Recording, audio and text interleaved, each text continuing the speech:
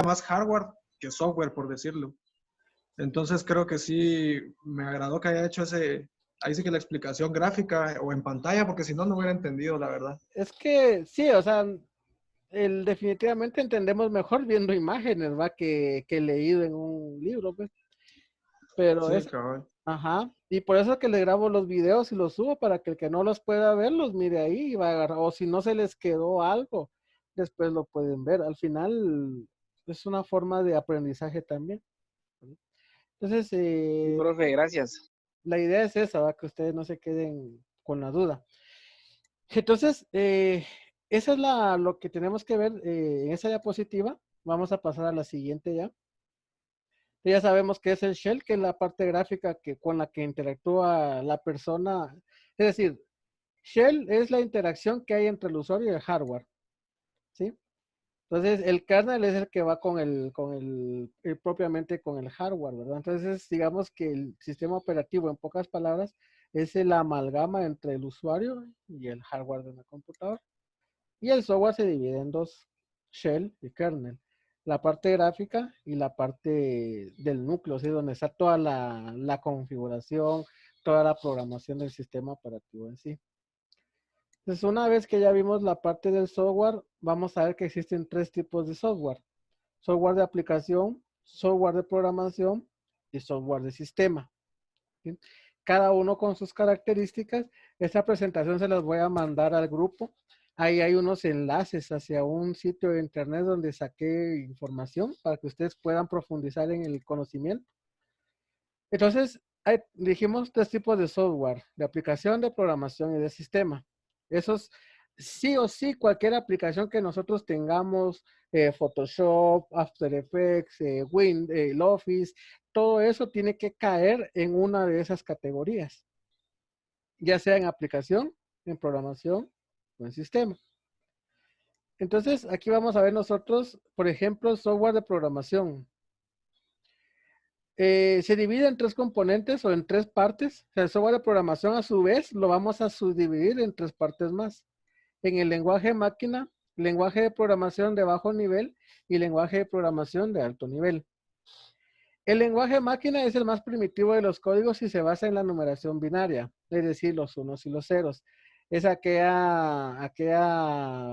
día que nosotros estábamos, cuando aprendimos a hacer la conversión de decimales a binarios, de binarios a hexadecimales, nos falta ver los octales, ¿verdad? Ya vamos a entrar a la parte de res, que es la parte más grande del curso. Entonces, es importante saber el sistema de binario, ¿verdad? Que es al final de cuentas las imágenes, la voz, todo lo que uno hace en la computadora, al final tiene que ser convertido a unos y ceros, ¿verdad? Y luego del sistema binario debe ser convertido otra vez a imágenes, a voz o a lo que nosotros estemos haciendo. O sea, eso es un proceso bastante extenso el que hay ahí. Con ese no interactuamos nosotros, más que simplemente para conocer cómo funciona, cómo se convierte, pero realmente que una persona tenga algo que ver ahí, no. Eso ya todo lo hace la computadora dentro del CPU y toda la configuración lógica que hay ahí, ¿verdad? Luego viene el lenguaje de programación de bajo nivel, que es un poco más fácil de interpretar, pero varía de máquina a máquina. Son instrucciones sencillas, como por ejemplo hacer que la computadora encienda, las compuertas lógicas, la tabla de la verdad. Eso es donde entra el lenguaje de bajo nivel. Y luego viene el lenguaje de programación de alto nivel, que es donde los programadores pueden interactuar de una mejor forma con el kernel del sistema operativo. Es decir, cuando utilizan SQL para hacer la compilación de alguna línea de comandos, línea de códigos, cuando utilizan, estaba COBOL, C++, está Python, PHP, aunque PHP es más que todo hacia páginas web. Entonces, todas esa es el software de programación, los que son programadores, este es su área de trabajo. Lenguaje de programación de alto nivel. Aquí es donde crean las aplicaciones, ¿verdad? Ya con lo que uno mira de, por ejemplo, esos videojuegos que ustedes tienen en sus celulares o todas esas aplicaciones que uno descarga, necesitan ser creadas a través de una línea de códigos. Y ese es a través del lenguaje de programación de alto nivel donde se realiza. No sé si hay alguna pregunta, No, profe. ¿no?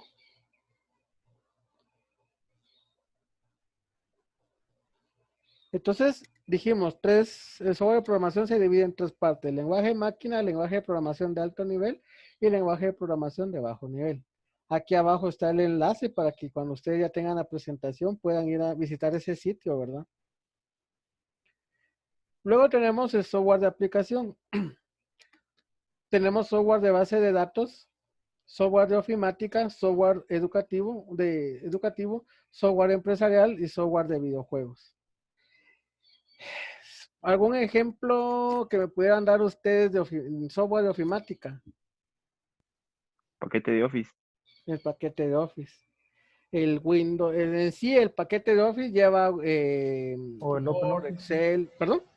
El Open Office también, que es gratis. El Open Office que va con Linux, ¿verdad? Que es la competencia gratuita del paquete de ofimática de Windows, ¿verdad? Porque en el paquete de Office tenemos Excel, Word, PowerPoint, Access, Outlook, y en Publisher, ajá, y en, ¿cómo se llama? En Open Office tenemos las hojas de cálculo, solo que ahí ya le llaman de otro, no, hoja de cálculo, ¿verdad? Tiene otro nombre, lo mismo que Word, pero es una versión gratuita, ¿verdad? De un sistema libre. Y tenemos el software educativo. Podemos hablar, por ejemplo, este que estamos utilizando, aunque este sería más que todo empresarial, que es para videoconferencias, pero software educativo, por ejemplo, todos esos software para hacer diagramas, para hacer que está Kahoot creo que se llama, que es para hacer juegos interactivos con los participantes. Tenemos software de base de datos como lo es Access, ¿verdad? Cuando uno ya configuró SQL, genera una base de datos también. Profe, ¿Sí? pero se llama Kahoot. Kahoot es, ¿va? Ajá. Ah, Kahoot es. Sí, eso no lo he querido usar, pero nunca he tenido la oportunidad de verlo cómo funciona. De hecho, podremos hacer un examen ahí, en línea, todos. Sí se puede hacer, no sé si lo logro usar para otra semana. Pero vamos a encontrar nosotros una serie de aplicaciones y cada una de ellas tiene que encajar sí o sí en esto, ¿verdad? Está el software de diseño también, donde entra Photoshop, After Effects, InDesign, toda la suite de Adobe, ¿verdad? Entonces, esos son los software de aplicación, son aquellos que permiten completar el sistema operativo en sí. Porque digamos que si lo miramos así o lo vemos a grandes rasgos, el sistema operativo es como tener una mesa, que es el hardware, y sobre la mesa vamos a poner un mantel. Ese mantel va a ser el sistema operativo. Nos cansamos de ese mantel de hace 10 años, vamos a quitar el mantel y ponemos un mantel nuevo. Ese va a ser un mantel, se va a llamar Windows 10. Sobre ese mantel nosotros vamos a colocar vasos, pero en lugar de vasos, platos, servidoras y tenedores, vamos a colocar el paquete de Office, el Adobe Reader, el Ultra ISO, vamos a colocar el VLC, el Windows Media Player, o sea, todas esas aplicaciones que nosotros vamos a utilizar van a servir para interactuar entre el hardware, entre la mesa, que es el hardware, el sistema operativo, que es el mantel, y lo que nos va a servir es poder interactuar y personalizar nuestro software. No sé si me logro explicar de esa manera. Sí, profe. Sí, profe. Okay. Entonces, eso es el software de aplicación, ¿verdad? Lo que nos permite personalizar mejor nuestro sistema operativo. Porque un sistema operativo en sí está peloncito, no tiene mayores cosas que hacer ahí, mayores aplicaciones, ¿verdad? Lo básico. Lo básico, sí, solo la base. Así que solo el mantel, digamos, está limpio para que nosotros empecemos a ponerle, a completarlo. Luego tenemos el software de sistema, que aquí es donde quizás la parte más grande, más interesante, que es donde vamos a encontrar los sistemas operativos de Windows, que cuenta con diferentes versiones. Aquí hay que poner énfasis en algo. Aquí hay muchas personas que a las versiones les dice ediciones y a las ediciones les dice versiones. Aquí ya va a depender del punto de vista de cómo aprendió cada uno de nosotros, pues. Entonces, realmente Windows es un sistema operativo que traducido al español son ventanas, ¿verdad? De ahí su nombre tan comercial. De ese sistema operativo Windows, que podemos hablar del Windows 93, Windows 95, luego ya se derivaron versiones. O sea, una versión del Windows original es Windows 98, Una versión del Windows original es Windows XP, Windows 7, 8, 8.1, Windows 10. De esas versiones, por ejemplo, de Windows 7, vinieron y sacaron ediciones. O alguien le va a decir, es que de esa versión sacaron más versiones. Va a ser aceptable porque al final de cuentas cada quien le va por, lo van dependiendo cómo lo entienda, ¿verdad? Porque se pone uno a pelear y no llega a ningún punto. Es como hablar de religión, nunca nos vamos a poner de acuerdo. Igual es aquí. Entonces simplemente digamos que están las versiones, como yo lo veo, ¿verdad? Como yo lo aprendí y como yo lo entiendo, versiones, y luego vienen las ediciones para no hacerme bolas. Entonces, una edición de Windows 7, podemos hablar de Windows 7 Starter. La otra edición, Windows 7 Ultimate, Windows 7 Enterprise, Windows 7 Home Basic, Windows 7 Professional. ¿Cuál es la diferencia entre cada una de ellas? Esa es la tarea que ustedes van a hacer. Uy. ¿Qué ediciones hay? De Windows 7 hay 6.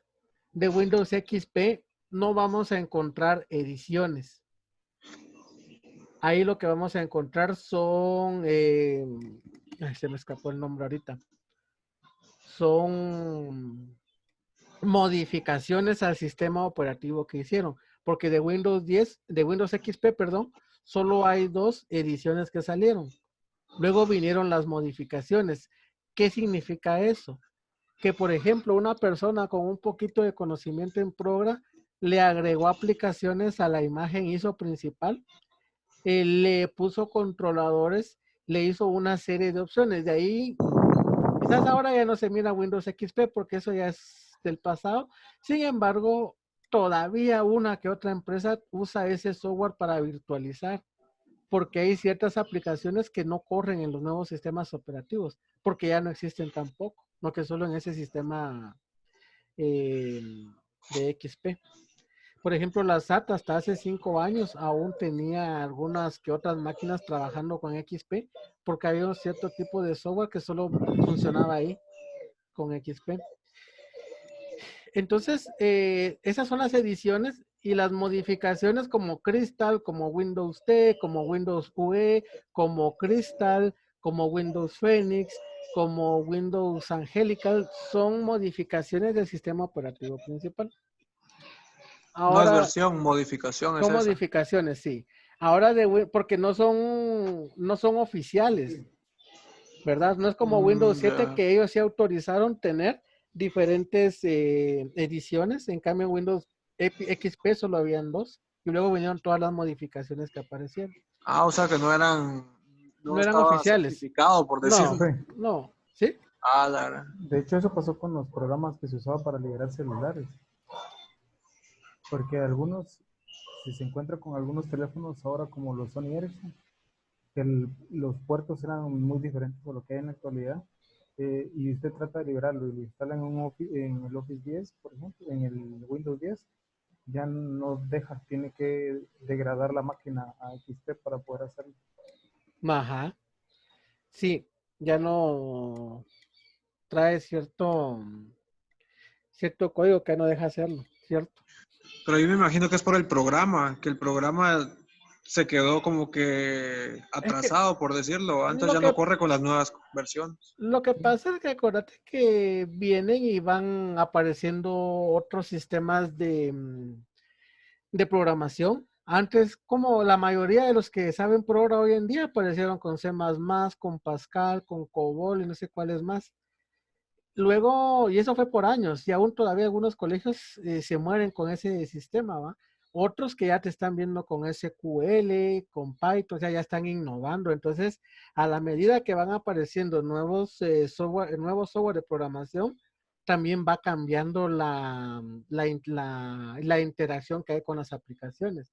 Por eso es que es necesario ir actualizando, porque en un momento dado, si uno no actualiza la computadora, cuando quieras cuando quieras colocar cierta aplicación, no va a correr. A veces te va a decir, querés poner, por ejemplo, Webex, y te va a decir que necesita framework para poder funcionar. Si no, no te deja instalar la aplicación. Entonces, tenés que actualizar la computadora para poder instalar la aplicación que necesitas. Eso es un, digamos que es una cadena, ¿va? Tienes que ir innovando. Y aunque no querrás, Windows te va a obligar porque si no tus aplicaciones ya no van a ser compatibles y ya no vas a poder utilizarlas. Entonces sí o sí tienes que actualizarla, ¿verdad? Entonces esas son las aplicaciones, las versiones de Windows junto a sus ediciones. Lo mismo que Windows 10 también tiene ediciones.